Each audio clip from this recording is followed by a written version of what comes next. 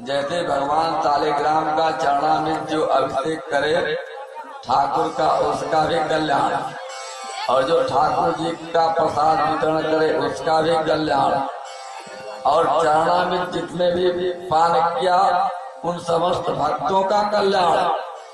अभिषेक करने वाला, एक बांटने वाला और पीने वाला, अनेक ऐसे ही पूछने वाला, बताने वाला, सबका कल्याण हो जाए भगवान की कथा में। इसलिए परीक्षित जी ने प्रश्न पूछकर कहा, सुखदेव जी कहते तुमने अपना ही नहीं हमारा भी कल्याण कर दिया। आज सुखदेव जी कहते हैं क्यों? हम भगवान की कथा सुनाने जा रहे हैं। पहला कल्याण तो वक्ता का ही, वक्तारम। इसलिए सुखदेव जी अब ध्यान से सुना रहे हैं। परीक्षित की ध्यान से सुनो। जब इस धरातल पर कंस और जरासंध जैसे तमाम राजा, बड़े बड़े राष्ट्रीय अनेक भीतर घुसकर पापाचार दुराचार करने लगे, पृथ्वी बलित होकर ब्रह्मा जी के पास गई और तब ब्रह्मा जी सभी देवताओं को साथ लेकर के भगवान की आराधना करने लगे। सबने प्रभु की आराधना की। सबने जब प्रभु की स्तुति करी तब ब्रह्मा जी के हृदय में प्रभु का अपार प्रेम स्फुरित हो गया।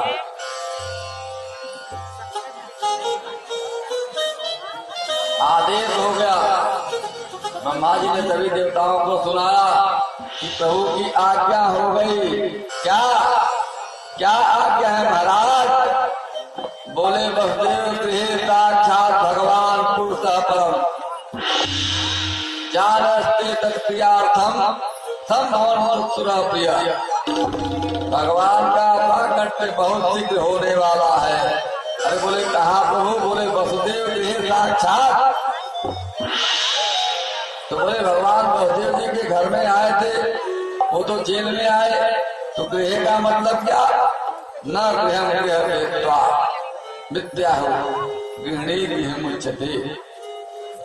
ईंट पत्थर के मकान को घर नहीं कहते हैं, गृहिणी को घर कहते हैं।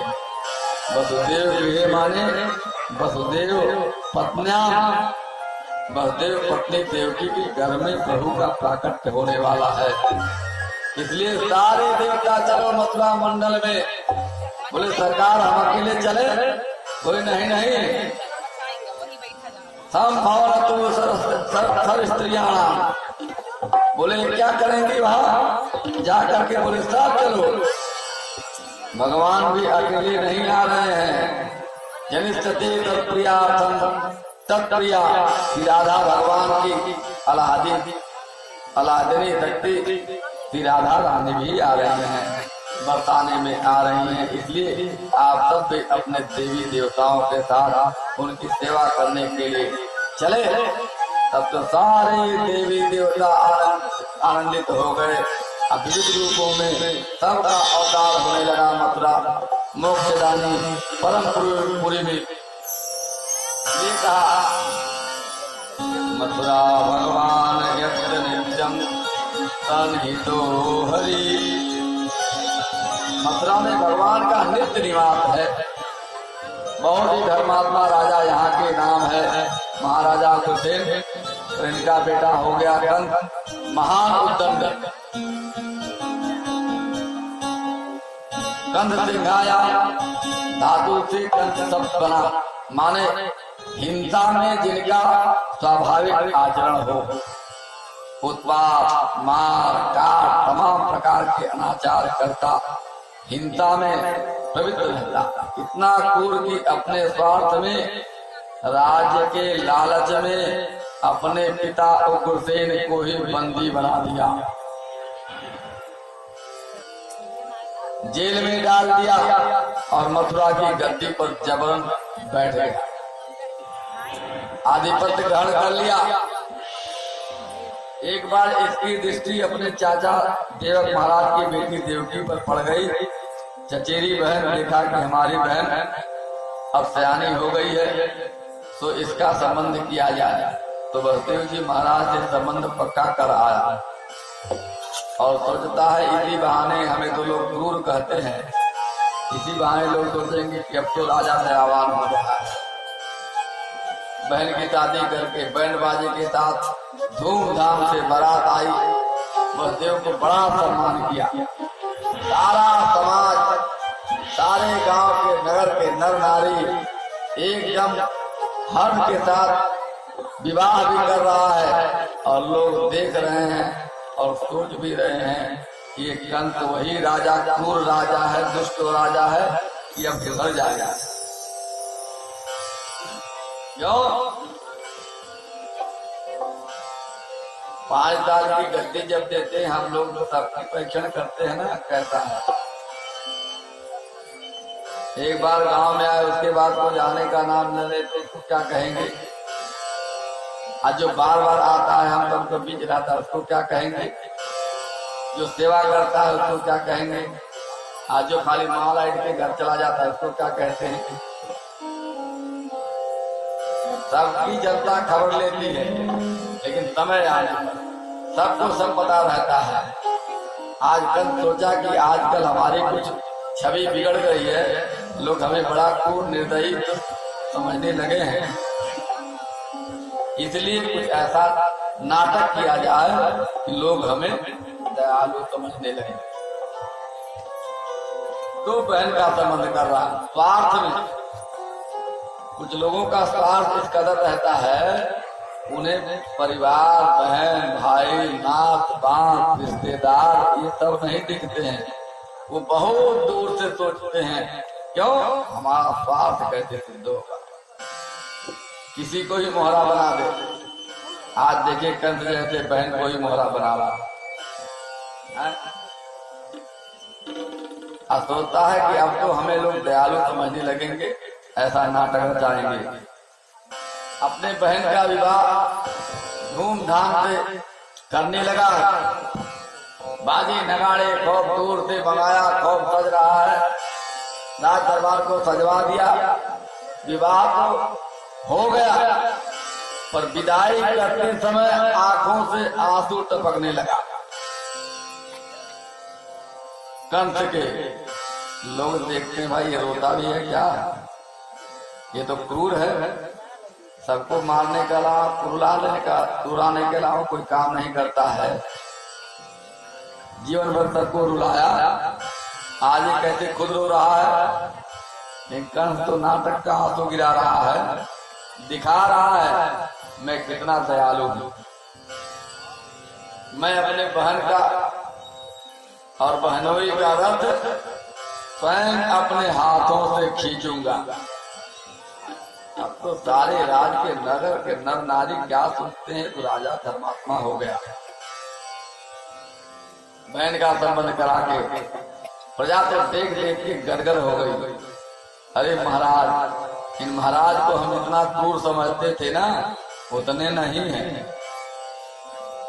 अंदर तो है मुझे लग रहा है, क्रूर नहीं है, हृदय के बड़े दयालु हैं। देखो कितने भावुक हैं। अब देवता लोगों की धड़कन तेज हो रही है। अरे सारी सभा को इस कंस ने अपने छल कपट में फंसा लिया। यदि मैया देवकी भी इसकी क्रूरता को नहीं समझ पाई तो देवकी नंदन प्रभु इसे मारेंगे कैसे। देवता भी हरदम स्वार्थ में लिप्त रहते हैं। लोग देख रहे हैं कब भगवान इस कंस का उद्धार करेंगे, अब हम सब स्वच्छंद होंगे। इस प्रकार तो देवकी नंदन इसे कैसे मारेंगे, इसलिए देवताओं ने सोचा नहीं, समझा नहीं, आकाशवाणी कर दी। अष्टयाम अष्टमो गर्भो अष्टायाम महती बुधा।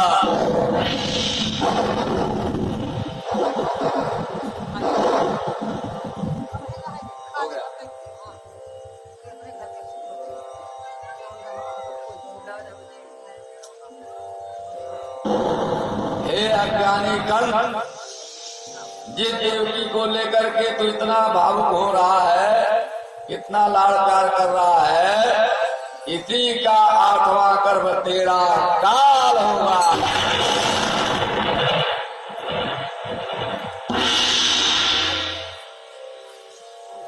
जो ये शब्द सुना सारा प्रेम गायब हो गया। अरे इसी का 8वां गर्भ तेरा मेरा काल होगा। 1 मिनट में तलवार खींच ली और देवकी के केस पकड़ करके नीचे पटक दिया।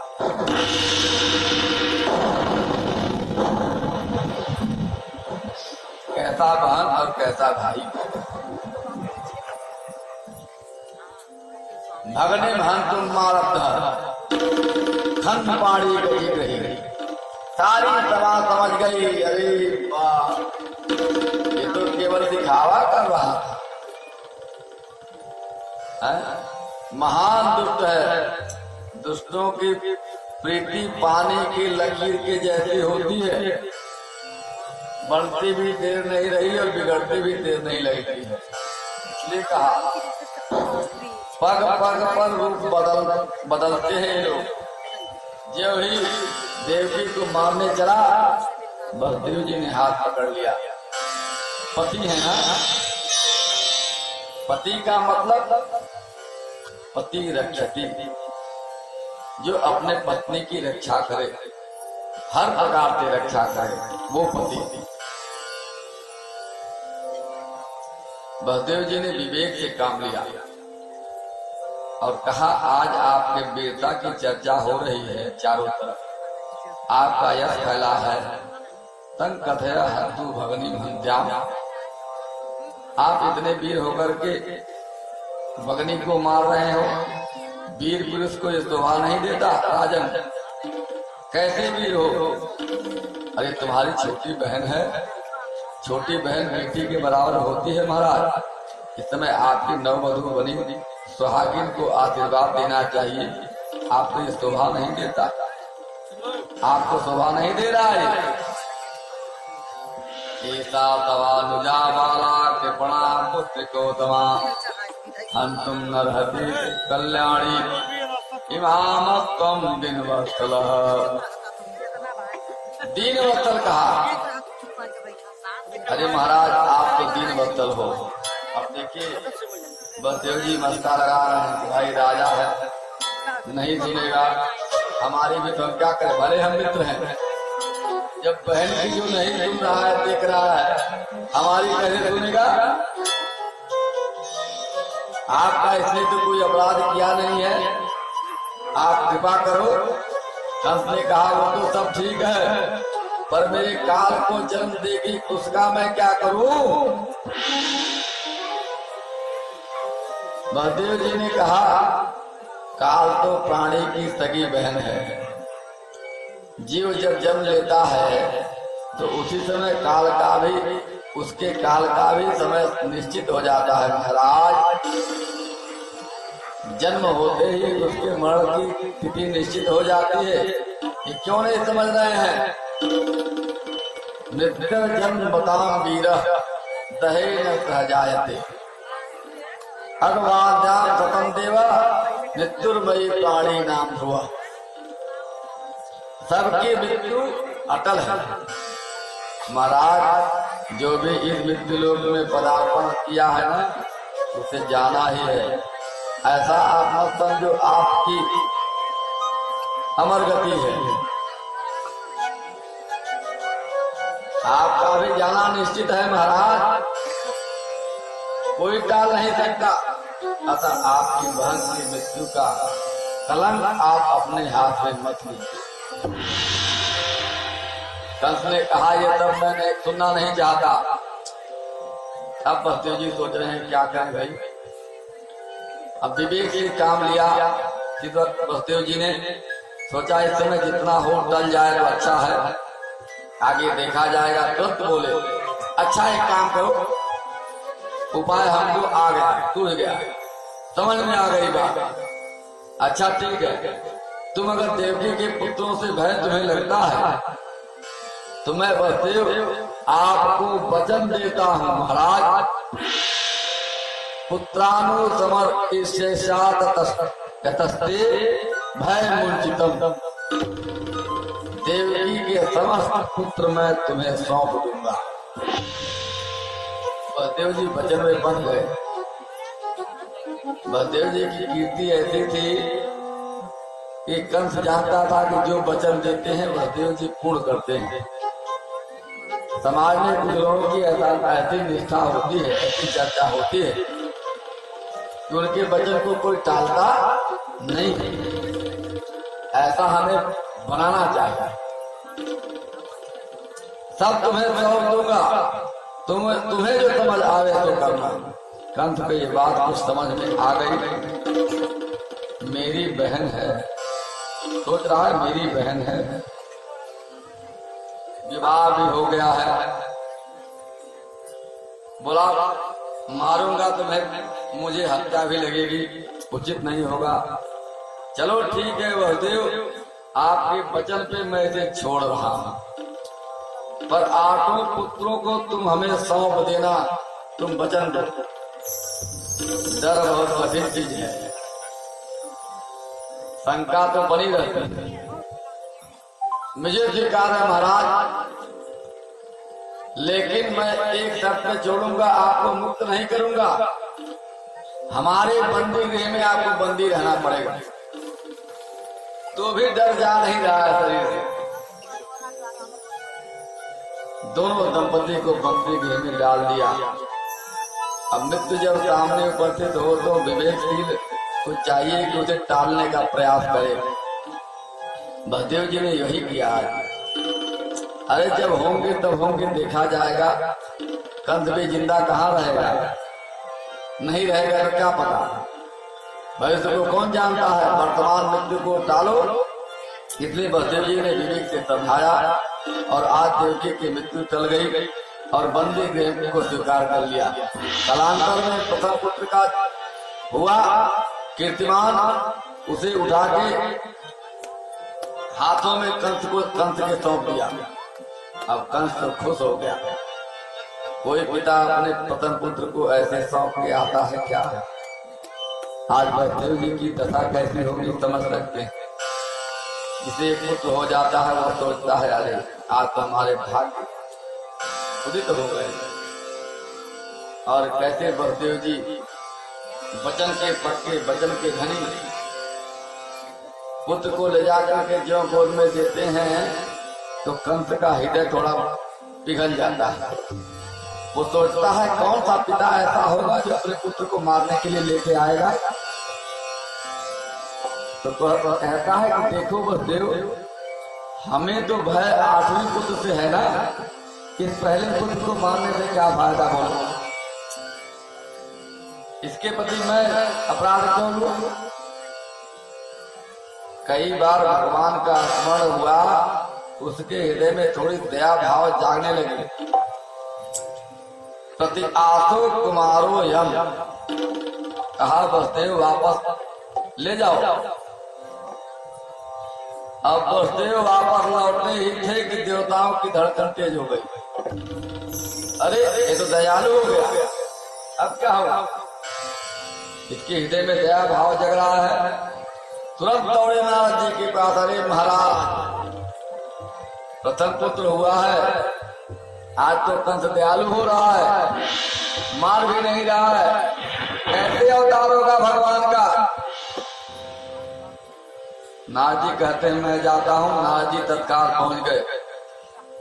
बहुत दिनों के बाद नारद जी भी आए थे तो एक कमल का पुष्प हाथ में लेकर के आए थे, दिखाकर बैठ गए और बहुत सेवा किया। आइए आइए महाराज। कंस बार बार बोलता है प्रभु आपका सत्कार कैसे करूं, आइए बैठिए जलपान करिए।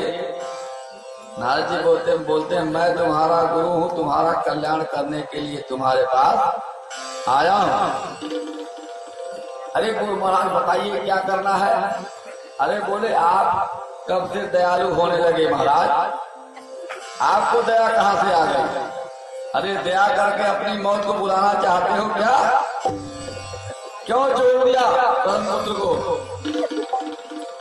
आज कंस बोलता है तो क्या करो गुरुदेव, हमें समझ में नहीं आ रहा है, हमें तो डर वो 8वें पुत्र से है ना।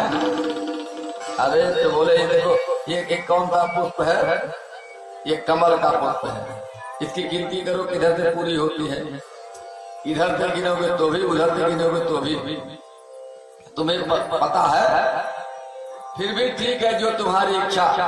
क्यों?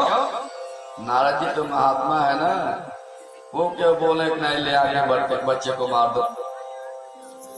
कोई साधु महात्मा कभी अपने ऊपर लेता नहीं है, न कभी किसी को गलत प्रोत्साहन देता है, सपने में भी नहीं करता है। नारद जी ने केवल समझाया, क्योंकि देवताओं के कहने से आए थे।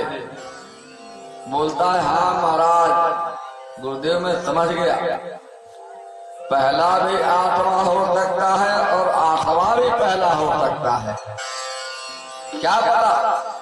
ठीक कहा, बुला वसुदेव को।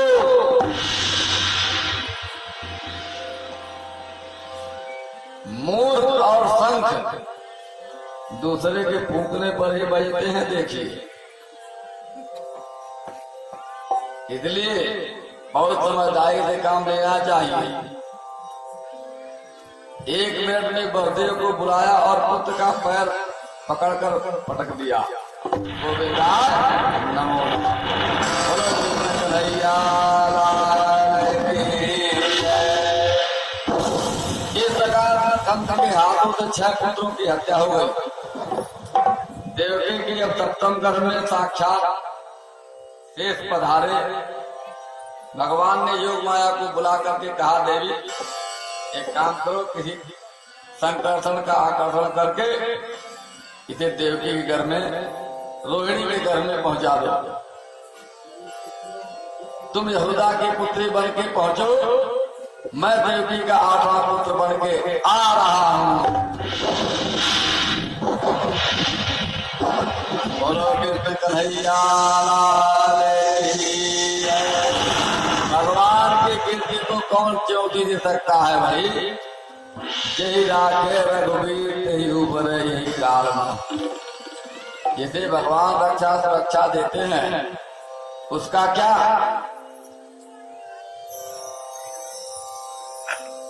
देवकी का 8वां पुत्र बन के मैं आ रहा हूं। कंस तुम्हें साधारण कन्या समझ के मारने का उद्यम करेगा। जब मारने चलेगा तो तुम अष्टभुजी बन के प्रकट हो जाना। अष्टभुजी मैया की। जान